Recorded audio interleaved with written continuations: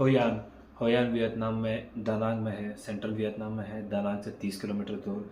और मैं मेरा बताऊंगा वहाँ सबसे बड़ा मिस्टेक, होयान फेमस है अपने लेदर गुड्स के लिए। आप लेदर चीज़ की चीज़ें बना सकते हो या फिर बने हुए मिलते भी है। और टेलर्ड क्लोथ्स के लिए आप एक दिन के अंदर वहाँ पे टेलर्ड क्लोथ्स बना सकते हो। वो सब मेरी गलती नहीं थी। वहाँ पे बोट राइड भी होता है, वो भी कर सकते हो, जो मैंने नहीं किया, मुझे कोई इंटरेस्ट नहीं था बोट राइड करने में।